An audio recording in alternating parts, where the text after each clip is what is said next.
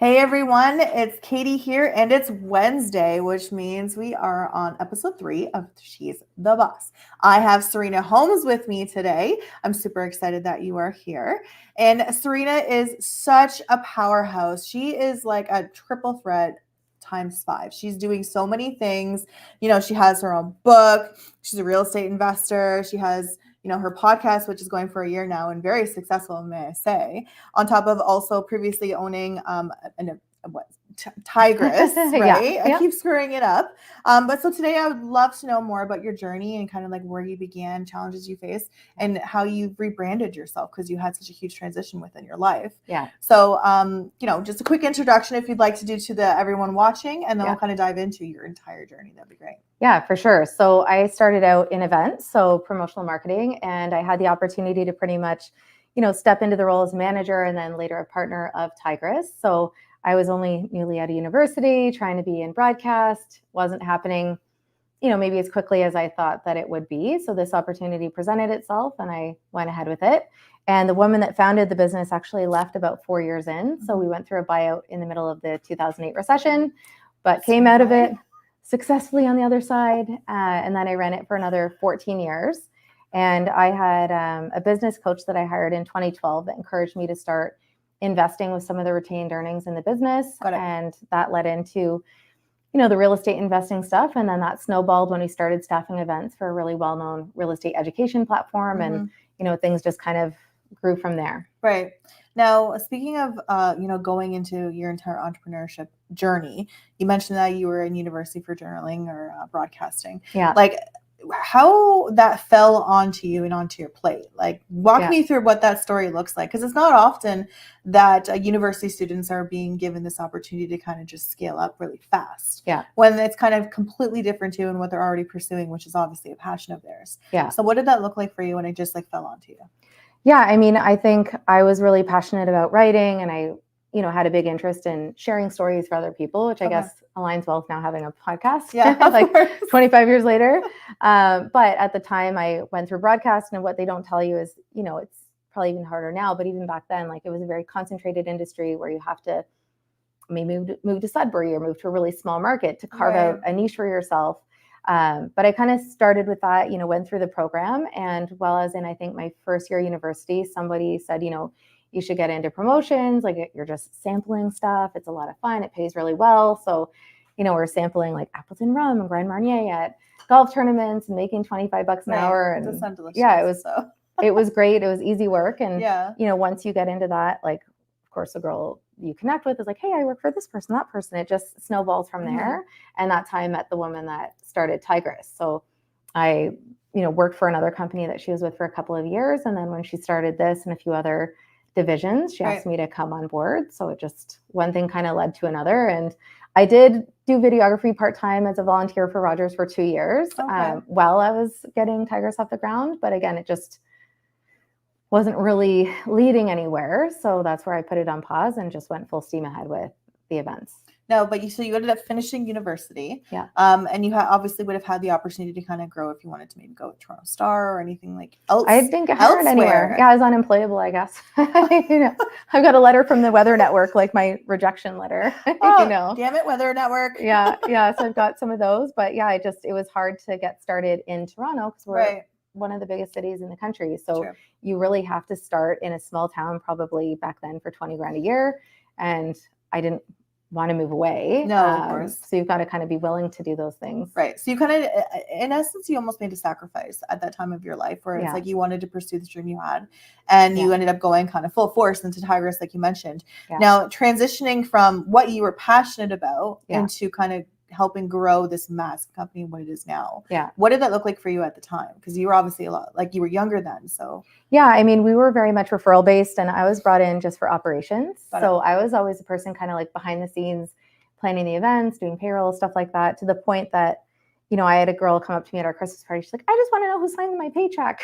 Like, because I wasn't necessarily out there. Like Melissa was the one that was at, going out there recruiting and bringing in business and stuff like that. And that was pretty much how we grew for the first 7-8 years. And then one of our big clients restructured and I knew we had to do something to bring in business or we could go out of business. Right. And started doing SEO. And that led into, we went from, I don't know, a couple calls a month to like 3 calls a day. Right. Immediately got traction in that sense. And then I think it was about 6 or 7 months in, I met someone that has a company called Training Business Pros, and he at the time would teach digital marketing for small business owners. Okay. So I learned how to do targeted keyword research and optimize blogs. And ultimately, that's how I sold Tigress later, because we ranked on the first page of Google for hundreds of keywords. So if you were to search Toronto event staffing or Calgary brand ambassadors, like we would come up at the top. So people that could be in the States, or we had a client from Greece I even met with in Athens, like the government of South Australia, like if they had an event here, they would search, and that's how we would come up. Right. So you're able to kind of really tailor that to what would benefit you guys. Now, is that something that like is being actively shared to people, you think, on like how to really benefit their company on like with the searchable keywords? So, I mean, that was one of my biggest regrets that I talk about in the book was that my partner and I had a meeting with someone in 2005 to talk about SEO. And at the time, like, we didn't fully understand it. We were like, we're fine. And then when we later had a website, it looked like a Word document. Like, imagine had we started that in 2004, let alone 2012, right? How much further ahead you'd be. So like, yes, we did start then. We grew, say we had 100 quotes that year. We grew by 100 quotes a year every year. So by 2019, we had like 800 quotes for 1 year. So like we were just exponentially gaining that many more quotes year over year. But every business is different. Like for us, it made sense because a lot of people do travel for events and stuff. So they want to scale. And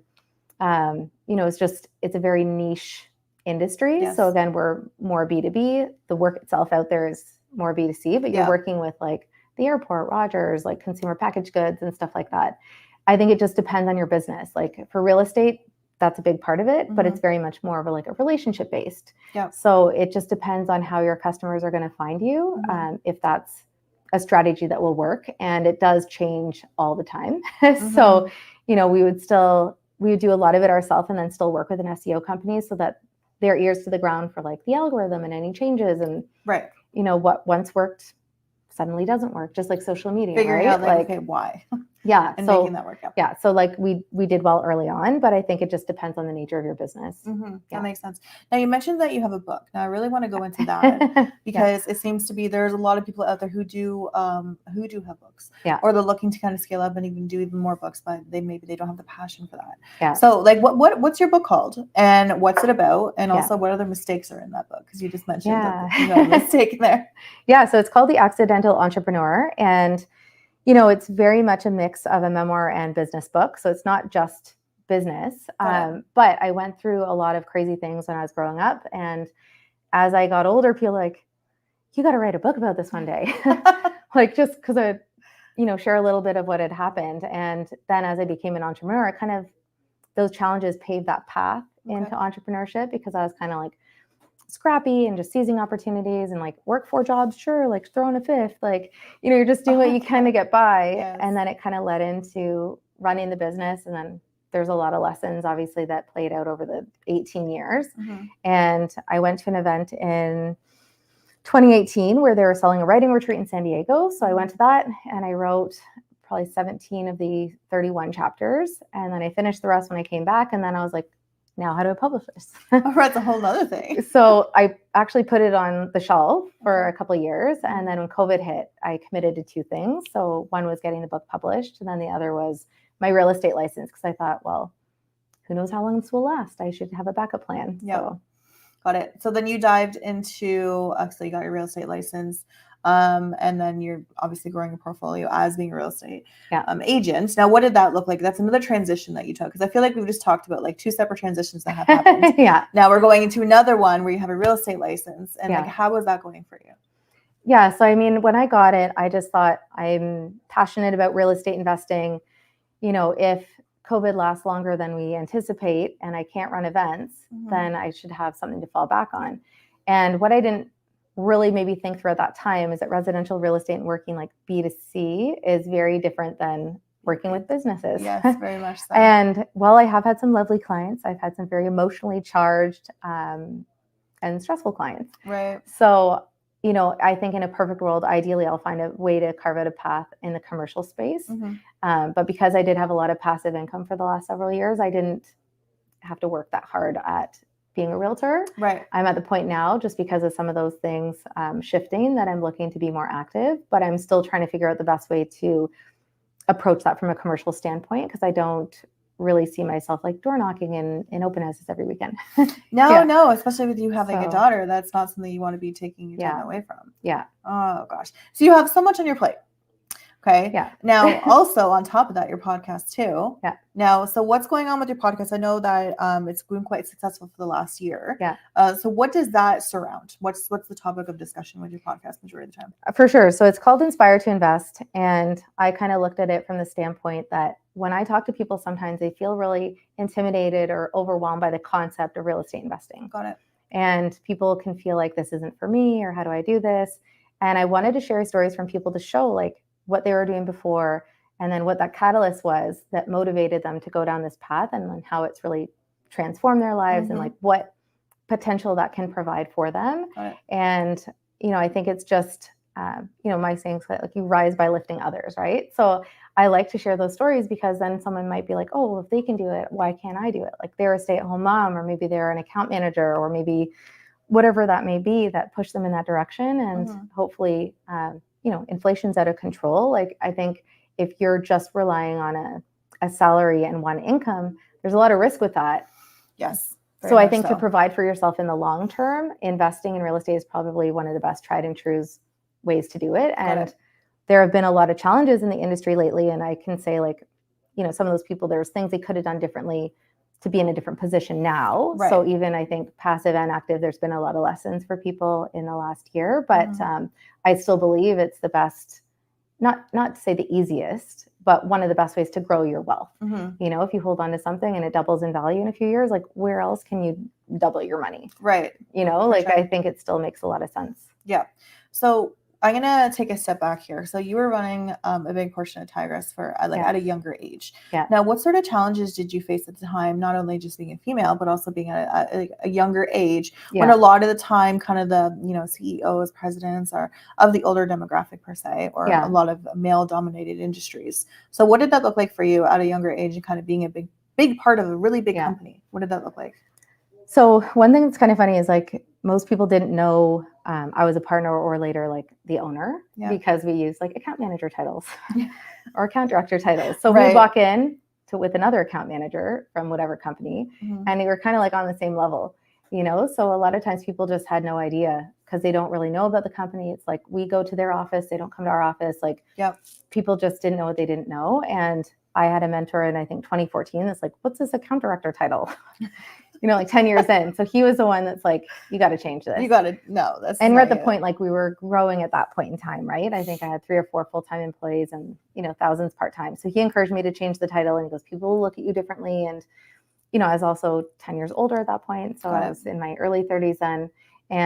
But that was kind of how we carved things out in the beginning. And if people said, oh, well, where's your office? Oh, we're just east of Toronto. Like it's my business partner's parents' basement, but like no one knows that. No one knows. No one needs to know. Doesn't matter. No, and it's before remote work was acceptable. So like that's just what we told people, right? And it didn't change our ability to do the work, but we were starting out, and it made sense to pay ourselves over paying for an office. So that's kind of how we started out. So do you find, or did you find that once you changed your title, it made a huge difference with your communication with people, or did the people actually start treating you differently?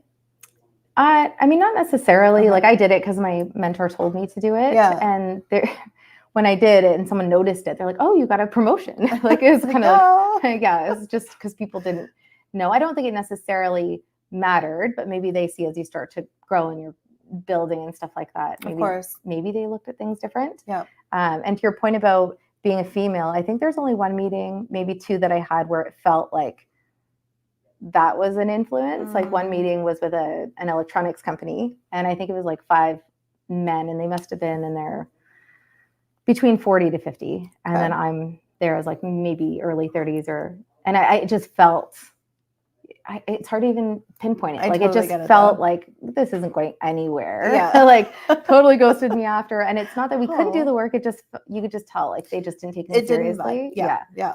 So, I mean, it is what it is. And I don't know if it was a female thing or if it's something else, but I wouldn't say it was common. And a lot of the clients we worked with were female that were account managers, or event coordinators and stuff. So it was never really a big thing. Right. Maybe the age in the beginning, but could be. Yeah. That's interesting to look at. And then you're at this point in life now where you can sit here and think back at those things and be reflecting on it, being like, maybe if I ever run into someone who maybe is in my shoes, you know, they could be treated a little bit better or something. Well, and it's how you present things, right? Like, I mean, we were still, you know, very responsive. Like if someone is to email me at 8:00 at night, I might not sit there and do a quote, but I would always acknowledge their email. They'd have the quote like before they woke up. Like clients are like, why are you emailing at 4 a.m? Like, you know, like, but they knew they could trust us and depend on us, right? So I think it's all in how they demonstrate their professionalism and their ability to do the work. Right. It's, you know, if they were young and then they're, you know, not replying for a week, then that would be different. That's a lot different. So. I've noticed with some of the individuals I've worked with previously that are of the younger demographic, where it's definitely a different work ethic. Now, speaking of work ethic, obviously you at a younger age and you're running a big part of this company that you were in. Like, do you see a difference now compared to what you were like when you were younger compared to people now?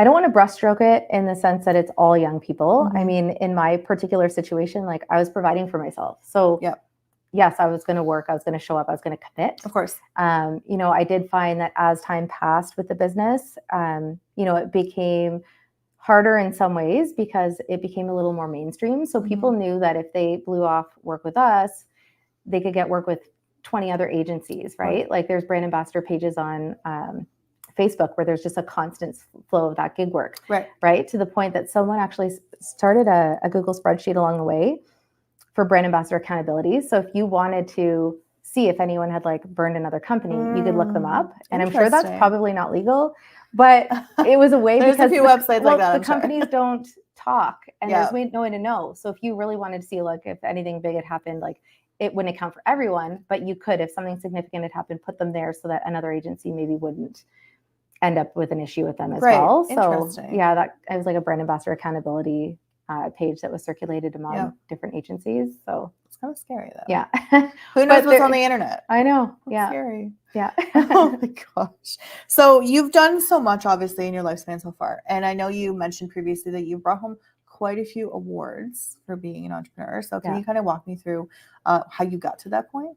Yeah. So I think just like anything, like I started to, I don't want to say take things seriously, but view things a little bit differently when we hit that 10-year mark. So that's really was like a real big turning point for us in a lot of ways, where like I hired a bookkeeper. It helped me alleviate a lot of the extra time that I was wasting on the business to grow. You know, we started hiring a lot more employees. We went from, you know, me one part-time, one full-time to like eventually we had 8 or 9 as those years kind of continued. And part of that was just applying for awards. Like in some instances, like it's just a matter of putting your name in the hat, right? And then being recognized for different things. Like sometimes they could be voter driven, other times it's based on a campaign that you did and things like that. So, you know, we probably put ourselves up for dozens and dozens, but we ended up, I think, with 18 wins in total. So I was kind of like, one for every year we were in business. You know? That's amazing. It was kind of like the way we looked at it, but it was all between 2014 and 2019 or 2020. Got it. So speaking of awards, because I don't think there's a lot of people out there who can just go and apply to receive an award. So what was the process that you guys had to go through? And if you can give some advice to maybe businesses or any entrepreneurs that are out there watching this, like some advice on how they can do that.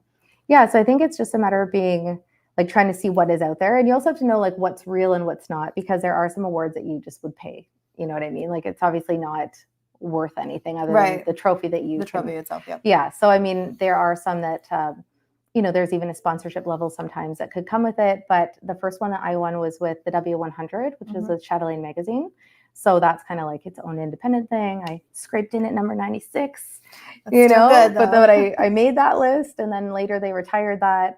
One was with like the Consumer Choice Awards. We won like Top Choice Awards, I think 5 years in a row. There's a whole bunch of one was with the Camp Awards. So it was like a marketing association. And that was actually for a campaign that we did a TransferWise, which was pretty cool. We built like a 500-pound alarm clock, and then we did a 100-person pillow fight in the BCE place. Love that. didn't get arrested. So almost did, but didn't. Okay, so, can we talk about that? Yeah, so that's pretty cool. It's like a really awesome video. But is it on the internet currently? Yes, it is. I'm definitely gonna have to watch that. Yeah, I wish we could bring it up, Ravi, and have this video playing behind us right now. It was actually like awesome. Like they had a drone flying, they had all that stuff, and we were trying to be helpful. Like we brought shop vacs, and they're like, just leave, just get out, leave the feathers, it's fine. Yeah, that was definitely like one of the coolest things I think that we worked on. And the guys were from the UK, and again, they found us online. I think I was volunteering with an elephant nature park in Thailand when their email came in. Oh my gosh. So I remember at the time, like referring them over to my account director at the time, and getting things off the ground, but they were awesome clients. That's pretty entertaining. Yeah. I'm going to have to watch this video after. Or if you can send it to me, that'd be great. I'll send it to you. So one thing I want to talk about is like you've had quite a few transitions in your life. So you went from being like CEO, president of a company into a real estate agent, and then going into, doing investing. And then now you have the podcast. Yeah. So what would be, a couple pinnacle points in your life where you realized that you were on the right path? Because obviously the path that you have taken is a lot different than, what you were planning to do. Yeah. Yeah. So what sort of pinnacle points did you reach? Yeah, I think, sometimes it's just those crossroads, right? Like these opportunities come up where you have to be like, okay, like, do I continue trying to get into journalism, or this opportunity is right here in front of me, or do we run with this? Right. And sometimes those things just naturally, organically come to you, right? So I think that kind of evolved in that sense. That made sense. And I think for, selling Tigress and going more into the real estate stuff, like, I feel like my priorities really shifted because my daughter was young. And at that time, I had one person I kept throughout the pandemic. And when she left, I was like, do I have it in me to build it up to where we were? Like we had 10 full-time employees in office that, we were really proud of. And we weren't starting over, but it felt like we were going to go like this coming out. And I'm like, I'm not prepared to handle like this bang coming out of COVID because we don't have what we've spent years and years building. Right. And I just had to decide, like, do I have this in me? Do I want this? Like my daughter at that time was maybe only just over, I guess, just a year and a bit old. And I just had to decide. And it just made more sense to go that way. And I thought I had it figured out. Like, I was doing really well with private lending. I was like, I can depend on this. Yep. And, for 5.5 years, like it's been pretty stable. And then things have turned. So now I'm like, okay, well, not only do I need to have something else coming in, like I want to kind of figure out what that next step is. Right. So I've been trying to identify, again, what that path into commercial could look like. I've even entertained getting my dealing representative license to work with exempt, like off-market securities and stuff like that, because I have people that often come to me looking for those connections. So I'm kind of at another crossroads, I guess, in some ways, just trying to figure out what's next. Got it. Okay. Yeah. That definitely makes sense. Now, with all the transitions that you've had in life, you can select 5 different people. Yeah. Who would you say is the most influential person that you've met in your entire lifetime, and why? Oh, well, obviously my business partner, like, had that opportunity not happened, then who knows what life could have even looked like, right? That would be a big thing just because that was a defining moment for me. And then I also had a mentor that was really helpful. Like he had a very big impact. And I think he understood that I was a very like task oriented person. And like, it's one of those things, like, where you want to go, but you need to figure out how to get there. So he came up with like a very specific action plan, like all the things that we need to do. And I feel like that really had a big impact on our business and like how we were able to grow, like between him and Paul from Training Business Pros, like those two people were big in terms of like growing the business and leading us down to all the things that happen afterwards. Got it. Okay. Yeah. Now, when you were in university and then you ended up finishing university, going into working with Tigress, would you consider that was a big risk that you had took at the time? I didn't look at it as a risk really, because you can, as long as you had like your computer and phone, it's not like we were investing in a consumer packaged goods company where we're both putting like $500,000 into it. You know what I mean? Like, I think her debt was like $5,000 or something like that. We went from 5,000 in sales to 100,000 to 500,000 from year like 1, 2 to 3. Yep. And when you talk about like those opportunities, like I was floored at the one company giving us that opportunity. Like it was for 112 stores across the country for 6 weeks. And it was like a $350,000 contract. And we're like, how did they just give that? And we were leaving being like, what? And like, I think we had like less than a month to plan it. And in the middle of that, my partner like went on holidays for 2 weeks. So like I planned most of it. And I was just like, I don't even know what I'm doing. Like we're hiring, like it's our first national program in all these different markets and stuff. It's before even social media had, I think it's a year Facebook started. Like it wasn't really in existence yet, right? So we had to find out a model to like find people in each city and then find a way to hire all those people and manage them and stuff like that. But we did it, and they became a client for many years afterwards. But I mean, I was 25, and looking back, I'm like, how did they trust us with that? Like, so. Well, they definitely did, and obviously it worked everyone. Out. Exactly. Yeah. So if there are individuals or anyone who knows of somebody who's looking to maybe take the way of becoming like a brand ambassador and take that line down, like what sort of piece of advice would you want to give someone who's of the younger generation that maybe is looking to take that path away? Yeah, I mean, I think for me, you can kind of see it on both sides. Like I think a lot of the things that we integrated with Tigress, I learned from things I didn't like with the agencies I had worked for. So for example, the first woman I worked for, like I loved the work and the people I worked with, but she would take like months and months and months to pay. Like she was just horrible to work for in that sense. And like even how she communicated details, like very unprofessional. So we committed to paying biweekly from the very beginning. Like I would use a personal line of credit to pay our staff, knowing like our client would pay us in 4 weeks or 6 weeks. Got it. So from day one, like we always paid very quickly. Eventually that became direct deposit, and, just try to streamline things. We developed like event protocols. So it was always like very clearly outlined, like what those expectations were. And I just would say that, if you're going to accept an opportunity, be very clear that you can accept it and you want to accept it so that you're not letting people down. Because at the end of the day, like one of the biggest challenges that we had is like everything could be ready to go. And then if somebody cancels on short notice, it's like you're doing damage control and picking up the pieces and stuff like that. Yeah. So I think that was hard, but we always try to be very transparent up front and let people know like what the job entails, so that it's not a matter of like, well, I didn't know, like there was one instance, even thinking back, that I was going to work for another agency, and there's 2 red flags. They're like, well, we don't pay we pay half of what you normally make, but you'll make it up in the volume of hours. And I was kind of like, okay. So then I go to the training session all dressed up because I'm thinking it's professional for training. And they had us load like 7,000 bottles of water on a truck. And I'm literally in like high heels and dress pants. And they have us doing manual labor that they didn't tell us we'd be doing that. Like I would have obviously worn like running shoes or like not a nice outfit. And it just, a couple things rubbed me the wrong way. And I was like, you know what? Like, I don't feel like they're a company that I can depend on. Like they haven't given me the information that I needed to know to make a proper decision here. Right. And that was one instance where I canceled on short notice. And I just feel like I'm not saying they had it coming, but I was like, listen, I didn't. The communication maybe was lacking. Yeah, completely lacking. Yeah, absolutely. So I mean, but I still returned the shirt that I had, like, so that they could fill the spot and all of that. But for the most part, like we would try to eliminate those things from happening. And I think you get out of people what you put in. So we did have people that stayed with us for years and years and years, like, and help them through different periods of time. And they might work one event or 10, but they knew that they could depend on us, and all that we asked that we could depend on them. For sure. Yeah. Now, with the transition of life happening and everything that you did learn on the job with Tigress, how did that really impact decisions that you make now? How much did that experience play into what you do now?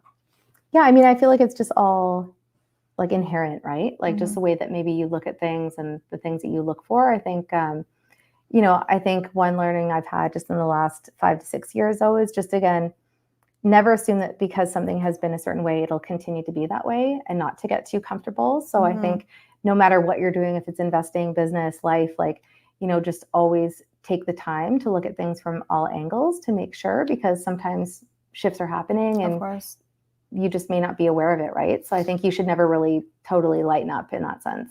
That's a scary thought. Yeah. You're just scaring me right now. Now, going into rebranding, because that's obviously something people run into a lot of the time when they're going through a career change. Yeah. How was it for you when you were basically having to rebrand yourself for doing something for so many years into now being in real estate, agent and everything else that you're doing with your podcast, your book and stuff? So rebranding for yourself, like what was that journey like for you? Well, it was definitely different because I feel like with Tigress, we always put the brands out there and the staff out there. And, even if you look at the social media, like I would pop up in it sometimes, but, I was always, again, it's everybody else first. Like we're selling our staff, we're selling our events, of course, and all of that. Right. So with real estate, it's the total opposite. It's like, you have to be there. you're there. This is me. The people want to know who you are. They want to know what's going on with you. And like, they want to know they can trust you. Yes. And it's a total different, it's very much the personal brand instead of like just the brand. Right. Right. So I think that's been a little bit of a different dynamic. I put myself out there for it. Like, I had the journalism background.